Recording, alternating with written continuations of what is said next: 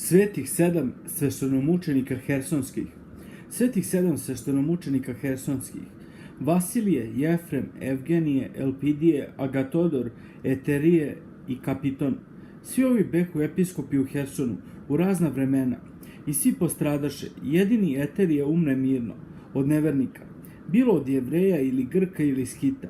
Svi su oni odlazili u te divlje strane kao misionari, šiljani od patrijarha Jerusalimskog, da pronose svetost evanđelsku. Svi namučeni behu i postradaše radi Gospoda svoga. Vasilije vaskrse sina nekoga kneza u Hersonu, što gorči Jevreje, te ga optužiše. Bi vezan za noge i vučen ulicama gradskim dok dušu ne ispusti. Jefrem bi mačen, posečen, Evgenije, Elpidije i Agatodor behu bijeni štapovima i kamenjem dokle duše svoje Bogu ne predaše. Eterije požive u vreme Konstantina Velikog, te u slobodi i miru upravljaše crkvom. Sagradi veliki hram u Hersonu i skonča mirno.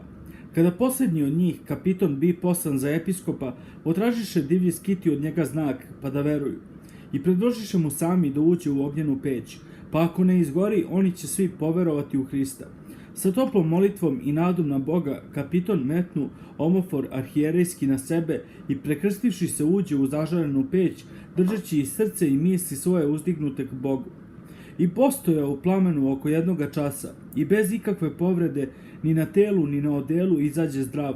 Tada svi povikaše: jedan je Bog, Bog hrišćanski, veliki i silni, koji sačuva služitelja svoga u peći ognjenoj, i krsti se ceo grad i sva okolina. O ovome čudu pričalo se mnogo na Nikijskom saboru i svi proslaviše Boga i pohvališe čvrstu veru svetog Kapitona. A Kapitonu se desi da ga na putu uhvatiše na reci Dnjepru neznabožački Skiti i u reku utopiše. Svi postradaše početkom 4. veka.